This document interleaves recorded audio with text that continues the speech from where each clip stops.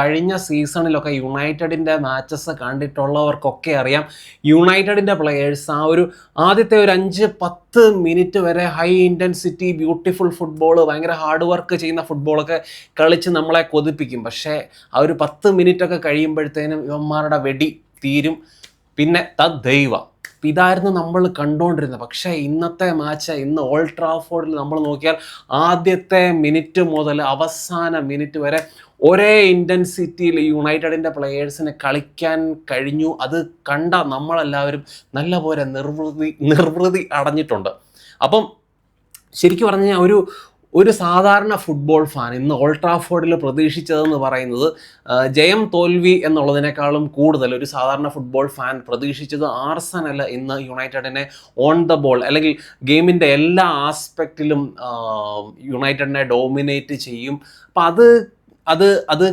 അത് നമ്മൾ വളരെ കെയർഫുള്ളായിട്ട് നോക്കി നിന്നിട്ട് യുണൈറ്റഡ് ആർസനലിൻ്റെ പിഴവിനെ മുതലെടുത്ത് അവർക്കെതിരെ കൗണ്ടർ അറ്റാക്ക് നടത്തി എന്തേലും ചാൻസസ് ക്രിയേറ്റ് ചെയ്യും അല്ലെങ്കിൽ ഗോളുകൾ സ്കോർ ചെയ്യും എന്നൊക്കെയായിരുന്നു ഒരു സാധാരണ ഫുട്ബോൾ ഫാൻ വിചാരിച്ചുകൊണ്ടിരുന്നത്. പക്ഷേ ഇന്ന് അത് ഒന്നുമല്ല. ഓൾഡ് ട്രാഫോർഡിൽ നടന്ന ഷിയർ ഡോമിനേഷൻ, അതായത് ഗെയിമിൻ്റെ എല്ലാ ആസ്പെക്റ്റിലും, അത് അറ്റാക്കിംഗ് ആണോ ഡിഫെൻസ് ആസ്പെക്റ്റ് ആണോ, എന്ത് നോക്കിയാലും യുണൈറ്റഡ് ആയിരുന്നു ഡോമിനേറ്റിംഗ്. അതും ആർസനൽ പോലെ കഴിഞ്ഞ 2-3 സീസണായിട്ട് ടൈറ്റിൽ കണ്ടൻഡേഴ്സായിട്ട് നമ്പർ 2 ആയിട്ട് ഫിനിഷ് ചെയ്യുന്ന possession based heavily ball dominating ടീമിനെ ഈ രീതിയിൽ ഡോമിനേറ്റ് ചെയ്ത് കാണുക എന്ന് പറയുന്നത് ശരിക്കും എന്നെ സംബന്ധിച്ച് ഭയങ്കര അത്ഭുതപ്പെടുത്തുന്ന സാധനമാണ്. സ്റ്റാറ്റ്സ് വരട്ടെ. അപ്പം സ്റ്റാറ്റ്സ് തന്നെ നോക്കിയോ. അപ്പം അറ്റാക്കിംഗ് ആസ്പെക്റ്റിൽ നമ്മൾ നോക്കുകയാണെങ്കിൽ പൊസഷൻ 61% പൊസഷൻ ഉണ്ട്. നമ്മുടെ XG 1.59. ഇതെല്ലാം ആർസനലിൻ്റെ XG ആയിട്ട് നോക്കുമ്പോഴത്തേനും കൂടുതലാണ്. ആർസനലിന് 1.05 പിന്നെ നമ്മൾ ടോട്ടൽ നമ്പർ ഓഫ് ഷോട്ട്സ് 22 ഷോട്ടാണ് നമ്മൾ എടുത്തിരിക്കുന്നത്. ആർസനൽ 9 ഷോട്ട് മാത്രമാണ് എടുത്തിട്ടുള്ളത്. പിന്നെ നമ്മൾ ഷോട്ട് ഓൺ ടാർഗറ്റ് നോക്കിയാൽ 7 എണ്ണം, നമുക്ക് അവർക്ക് 3 എണ്ണം. പിന്നെ ഭയങ്കര എക്സൈറ്റിംഗ് ആയിട്ടുള്ള ഒരു സാധനം എന്താണെന്ന് വെച്ച് കഴിഞ്ഞാൽ ടച്ചസ് ഇൻ ദ ഓപ്പോസിഷൻ ബോക്സിൽ, അതായത് ആർസനലിൻ്റെ ബോക്സിനുള്ളിലെ നമ്മുടെ ടച്ചസിൻ്റെ എണ്ണം എന്ന് പറയുന്നത് ഇന്ന് 36 എണ്ണമാണ്. അവർക്ക് 19 ടച്ചസ് മാത്രമേ ഉള്ളൂ. ഇപ്പോൾ കഴിഞ്ഞ സീസണിലൊക്കെ യുണൈറ്റഡ് ഓപ്പോസിഷൻ ബോക്സിൽ പല ഗെയിംസിലും 4-5 ഇങ്ങനെയൊക്കെയായിരുന്നു. ചില സമയങ്ങളിൽ അതിലും താഴെയൊക്കെ ആയിരുന്നു ടച്ചസിൻ്റെ എണ്ണം. അപ്പം അവിടുന്ന് ഈ രീതിയിലുള്ള ഒരു വ്യത്യാസം, അറ്റാക്കിങ്ങിൽ ഈ രീതിയിലുള്ള വ്യത്യാസം വരുന്നത് കാണുക എന്ന് പറയുന്നത്, അത് ആ ഒരു മാറ്റം എന്ന് പറയുന്നത് ശരിക്കും നമ്മൾ അപ്രീഷിയേറ്റ് ചെയ്തേ പറ്റത്തുള്ളൂ. പിന്നെ പാസസിൻ്റെ എണ്ണം നോക്കും. ഏറ്റവും കൂടുതൽ ഷോർട്ട് പാസ് കളിച്ച് ബോൾ പൊസിഷൻ കീപ്പ് ചെയ്യുന്ന ആർസനൽ ഇന്ന് കളിച്ചത് 276 പാസസാണ് ആർസനൽ അറ്റംപ്റ്റ് ചെയ്തത്. യുണൈറ്റഡ് ആണെങ്കിൽ 476 പാസസാണ് അറ്റംപ്റ്റ് ചെയ്തത്. അപ്പം 200 പാസസ് യുണൈറ്റഡ് ആർസനലിനേക്കാളും കൂടുതൽ കളിച്ചിട്ടുണ്ട്. പിന്നെ ഡിഫെൻസീവ് ആസ്പെക്റ്റ് നോക്കിയാലും ഗ്രൗണ്ട് ഡ്യുവൽസ്, ഏരിയൽ ഡ്യുവൽസ്, ഇങ്ങനത്തെ എല്ലാ കാര്യത്തിലും യുണൈറ്റഡ് ആർസനലിനെ ഇന്ന് ഡോമിനേറ്റ് ചെയ്തിട്ടുണ്ട്. അപ്പം ആർസനലിന് ആർസനൽ ഇന്ന് കളിച്ചത് കുറേ കൂടെ ഒരു ഡിഫെൻസീവ് ഗെയിമാണ് കളിച്ചത്. അപ്പോൾ അതിനവരെ സഹായിച്ചത് നമ്മുടെ ഗോൾ കീപ്പറിൻ്റെ പിഴവിൽ, അതായത് നമ്മുടെ അൽത്തൈ ബൈന്ദറിൻ്റെ പിഴവിൽ വന്ന ആ ഒരു സെറ്റ് പീസ് ഗോളാണ് അവരെ ആ ഒരു കുറച്ചുകൂടെ ലോ ബ്ലോക്ക് കളിക്കാനൊക്കെ അവർക്ക് പ്രചോദനം കൊടുത്തത് ആ ഒരു ഗോളാണ്. ശരിക്കും ആ ഒരു ഗോളിൻ്റെ ബലത്തിൽ തന്നെയാണ് അവർ ആ ഒരു ലോ ബ്ലോക്ക് കളിച്ചത്. അപ്പോൾ ലോ ബ്ലോക്ക് കളിക്കാനുള്ള മെയിൻ കാരണം എന്താണെന്ന് വെച്ച് കഴിഞ്ഞാൽ നമ്മുടെ അറ്റാക്കിംഗ് ത്രെട്ട് തന്നെയാണ്. മേസൺ മൗണ്ട്, മത്തേസ് കുനിയ, അതുപോലെ തന്നെ ബ്രയൻ എംബിമോ, ഇവരുടെ റൺസിനെ പേടിച്ചാണ് ആർസനൽ ആ ഒരു ഹൈലൈൻ ഒന്നും കളിച്ച് ഓവർ അറ്റാക്കിൽ കമ്മിറ്റ് ചെയ്യാതിരുന്നത്. അപ്പം നമ്മുടെ ഈ ഒരു പുതിയ സൈനിങ്സ് മത്തേസ് കുനിയ, ബ്രയൻ എംബിമോ, ഇവരുടെ അറ്റാക്കിംഗ് സൈഡൊക്കെ മാച്ച് കണ്ട എല്ലാവരും കണ്ടാണ്. അവർ അറ്റാക്കിംഗ് വൈസ് എന്തുമാത്രം ഡേഞ്ചറസ് ആണെന്ന് നമ്മൾ എല്ലാവരും കണ്ടാണ്. പക്ഷേ എനിക്ക് ഇവരുടെ 2 പേരുടെയും ഗെയിമിലെ ഒരു ആസ്പെക്റ്റ് ഭയങ്കര ഇൻസ്പയറിംഗ് ആയിട്ട് തോന്നിയിട്ടുണ്ട്.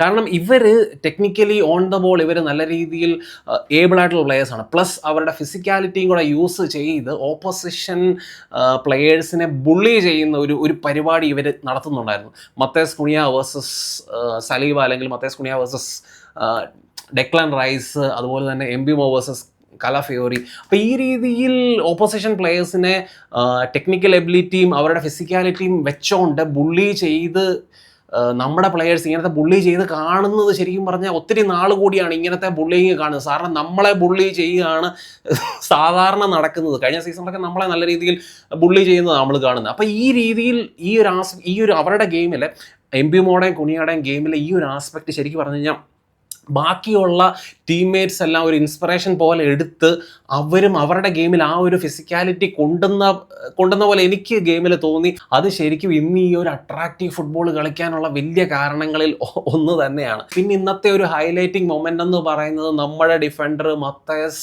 ഡിലിറ്റിൻ്റെ പോക്കറ്റിൽ ത്രൂ ഔട്ട് ദ മാച്ച് ഒളിച്ചിരുന്ന വിക്ടർ ഗ്യോക്കറസ് എന്ന് പറയുന്ന ആർസണലിൻ്റെ സ്ട്രൈക്കർ. പുള്ളിയെ സബ് ചെയ്തപ്പോൾ പോക്കറ്റിൽ നിന്ന് ഇറങ്ങി ഒരു ഓട്ടം ഓടുന്നുണ്ടായിരുന്നു. ആ ഒരു ഓട്ടത്തിൻ്റെ സമയത്ത് ഓൾഡ് ട്രാഫോർഡിൻ്റെ ക്രൗഡ് ബൂ ചെയ്യുന്നുണ്ടായിരുന്നു. കാരണം നമ്മളെ റിജക്റ്റ് ചെയ്തിട്ടാണ് വിക്ടർ ഗ്യോക്കറസ് ആർസണലിനെ ജോയിൻ ചെയ്തത്. അതുകൊണ്ടാണ് ആ ഒരു ബൂവും കാര്യങ്ങളൊക്കെ വന്നത്. പിന്നെ നമ്മൾ ഗെയിമിൻ്റെ ആസ്പെക്റ്റിൽ നോക്കിയാൽ വിക്ടർ ഗ്യോക്കറസ് യാതൊരു രീതിയിലും ആർസണലിൻ്റെ അറ്റാക്കിലോ അല്ലെങ്കിൽ ലിങ്കപ്സിലോ ബിൽഡപ്പിലോ അങ്ങനത്തെ കാര്യങ്ങളിലൊന്നും ഒരു രീതിയിലും ഗെയിമിനെ ഇൻഫ്ലുവൻസ് ചെയ്യാൻ ഇന്നത്തെ മാച്ചിൽ വിക്ടർ ഗ്യോക്കറസിന് ഏതായാലും പറ്റിയിട്ടില്ല. വരും മാച്ചസിൽ പറ്റത്തില്ല, അവനൊരു ഫ്ലോപ്പ് ആകും എന്നല്ല ഞാൻ പറയുന്നത്. പക്ഷേ ഇന്നത്തെ മാച്ചിൽ അവന് പറ്റിയിട്ടില്ല. ആർസണലും അവനും തമ്മിൽ യാതൊരു ബന്ധമില്ലാത്ത രീതിയിലാണ് അവൻ ഇന്ന് കളിച്ചത്. കായ് ഹാവേർട്സ് ഒക്കെ വന്നു കഴിഞ്ഞപ്പോൾ എനിക്ക് തോന്നി കുറച്ചുകൂടെ ആ ഒരു ഫോർവേഡ് എന്നുള്ള രീതിയിൽ പുള്ളിക്ക് ഗെയിമിനെ കുറേയും കൂടെ ഇൻഫ്ലുവൻസ് ചെയ്യാൻ വേണ്ടി പറ്റിയിട്ടുണ്ട്. പിന്നെ നമ്മുടെ ചെക്കൻ ബെഞ്ചമിൻ സെസ്കോ ഇന്ന് ഡെബ്യൂ ചെയ്തു. ബെഞ്ചമിൻ സെസ്കോ ഇതുവരെ യുണൈറ്റഡിന് വേണ്ടി ഒരു കോമ്പറ്റേറ്റീവ് മത്സരമൊന്നുമല്ല, ഫ്രണ്ട്ലിയോ ഒരു മത്സരം പോലും കളിച്ചിട്ടില്ലാത്തൊരു വ്യക്തിയാണ്. അവന് കിട്ടിയ ഒരു 10-30 മിനിറ്റിനുള്ളിൽ അവനൊരു ഷോട്ട് ഓൺ ടാർഗറ്റ് ഉണ്ട്, അവൻ ഹോൾഡപ്പ് ചെയ്യുന്നു, ലിങ്കപ്സിൽ ഇൻവോൾവ് ആകുന്നു. അങ്ങനെ കുറച്ചുകൂടെ എനിക്ക് തോന്നുന്നു വിക്ടർ ഗ്യോക്കറസിനേക്കാളും ഇന്നത്തെ മാച്ചിൽ യുണൈറ്റഡിനെ സംബന്ധിച്ച് കുറേയും കൂടെ ഗെയിമിൽ ഇൻവോൾവ് ആകാനായിട്ട് ആ ഒരു ചെക്കന് ചെറിയ രീതിയിലാണെങ്കിൽ പോലും അവന് പറ്റിയിട്ടുണ്ട്. പിന്നെ പോസ്റ്റ് മാച്ച് പ്രസ് കോൺഫറൻസിൽ റൂബൻ അമോറിമിനോട് ഗോൾ കീപ്പിംഗ് സിറ്റുവേഷനെ കുറിച്ച് ചോദിക്കുന്നുണ്ട്. അപ്പം പുള്ളി പറയുന്ന കാര്യം എന്താണെന്ന് വെച്ച് കഴിഞ്ഞാൽ അൽത്തായ് ബൈന്ദറിൻ്റെ മിസ്റ്റേക്കിനെയൊക്കെ പുള്ളി ഡിഫെൻഡ് ചെയ്തു. നല്ല കാര്യം, കോച്ചായിട്ടുള്ള മനുഷ്യൻ ഡിഫെൻഡ് ചെയ്യണം, അത് പുള്ളിയുടെ ഒരു ഡ്യൂട്ടി തന്നെയാണ്. അപ്പം എൻ്റെ റിപ്പോർട്ടേഴ്സ് ചോദിക്കുന്നുണ്ട് ഈ സൈനിങ്സിൻ്റെ കാര്യം, ഗോൾ കീപ്പിംഗ് ഡിപ്പാർട്ട്മെൻറ്റിൽ സൈനിങ്സ് വരുമോ ഇല്ലയോ എന്നൊക്കെ ചോദിക്കുന്നുണ്ട്. അതിൽ അമോറിമിൻ്റെ ഒരു ഉത്തരം നമുക്ക് തരുന്ന സൂചന എന്ന് പറയുന്നത് വലിയ പാടാണ്, ഗോൾ കീപ്പറിനെ സൈൻ ചെയ്യാനുള്ള സാധ്യതയില്ല. അപ്പം ഒനാന തന്നെ തിരിച്ചു വരും. കുറച്ച് കഴിയുമ്പോൾ പയ്യെ ഒനാന തിരിച്ചു വന്ന് നമ്പർ 1 ആയി യുണൈറ്റഡിന് വേണ്ടി കളിക്കും. ഒനാന ബ്ലണ്ടർ ചെയ്ത് കഴിഞ്ഞാൽ അൽത്തായ് ബൈന്ദറിനെ കൊണ്ടുവരും. ഈ ഒരു കളി ഇവിടെ ഇങ്ങനെ തുടരും എന്നാണ് നമുക്ക് ആ ഒരു പ്രസ് കോൺഫറൻസിൽ നിന്ന് നമുക്ക് മനസ്സിലാക്കാൻ വേണ്ടി പറ്റിയത്. അപ്പം ഇനി നമ്മൾ ആർസണലിൻ്റെ കാര്യം നോക്കിയാലും ആർസണലിൻ്റെ ഭാഗത്തുനിന്ന് ആർസണലിൻ്റെ പ്ലേയേഴ്സ് ആയാലും അവരുടെ കോച്ചിൻ്റെയൊക്കെ വായിന്ന് വരുന്ന അവരുടെ റിപ്ലൈ അല്ലെങ്കിൽ അവരൊക്കെ പറയുന്നതനുസരിച്ച് അവർ സ്ട്രഗിൾ ചെയ്തു, അവർ എന്തുമാത്രം സ്ട്രഗിൾ ചെയ്തു, അല്ലെങ്കിൽ അവർ ഈ ഒരു ഗെയിമിൻ്റെ കാര്യത്തിൽ അവരത്ര ഹാപ്പിയല്ല. ജയിച്ചു ആ ഒരു ആസ്പെക്റ്റിൽ ഓക്കെയാണ്, പക്ഷേ ഈ രീതിയിൽ യുണൈറ്റഡ് ഡോമിനേറ്റ് ചെയ്യുമെന്ന് ആർസണലിൽ എന്നല്ല നമ്മളാരും വിചാരിച്ചില്ല. അപ്പം ആർസണലിൻ്റെ കോച്ചും പ്ലേയേഴ്സും ഒക്കെ ഭയങ്കര ഞെട്ടലിൽ തന്നെയാണ്. അവർ ആ ഒരു കാര്യത്തിൽ അത്ര സന്തോഷവാന്മാരും അല്ല. ഇതൊക്കെ ഞാൻ പറയുമ്പോഴും കുറച്ച് ആൾക്കാരെങ്കിലും ചിന്തിക്കും, നീ കുറേ നേരമായാലോടാ ഇരുന്ന് തള്ളി മറിക്കാൻ തുടങ്ങിയിട്ട്, ഏതായാലും നീ തോറ്റില്ലേ, നീ എന്തൊക്കെ പറഞ്ഞാലും നീ തോറ്റില്ലേ എന്നുള്ള ആ ഒരു സംശയം വരാൻ പലരും ആ ഒരു സംശയം അവരുടെ മനസ്സിൽ ഇങ്ങനെ കൊണ്ടു നടക്കുന്നുണ്ടായിരിക്കും. പക്ഷേ നിങ്ങൾക്കറിയത്തില്ല, നമ്മൾ യുണൈറ്റഡ് ഫാൻസ് എത്ര കാലമായെന്നറിയും നമ്മുടെ ടീം ഒരു പ്രോപ്പർ ഫുട്ബോൾ കളിക്കുന്നത് കാണാൻ നമ്മൾ എന്തുമാത്രം ആഗ്രഹിച്ചിട്ടുണ്ടെന്ന് നിങ്ങൾക്കറിയത്തില്ല. ഇന്ന് ആ ഒരു പ്രോപ്പർ ഫുട്ബോൾ കളിച്ച് ഒരു ടീമിനെ, അതുപോലെ ആർസണൽ പോണത്തെ ടീമിനെ ഡോമിനേറ്റ് ചെയ്ത് കണ്ടപ്പോഴത്തേനും നമ്മുടെ പ്രതീക്ഷകൾ ആകാശം മുട്ടെ പ്രതീക്ഷകളുമായിട്ട് നമ്മൾ നിൽക്കുകയാണ്. അപ്പോൾ ഇത്രയൊക്കെയാണ് എനിക്ക് മാച്ചിനെ കുറിച്ച് പറയാനുള്ളത്. ഇനിയിപ്പം അടുത്ത ആഴ്ച ഇതേ ദിവസം ഇതേ സമയം ഫുൾഹാമിനെതിരെ നമ്മൾ ക്രാവൻ കോട്ടേജ് കത്തിക്കാനായി അമോറിമും പിള്ളേരും ഇറങ്ങും. Till then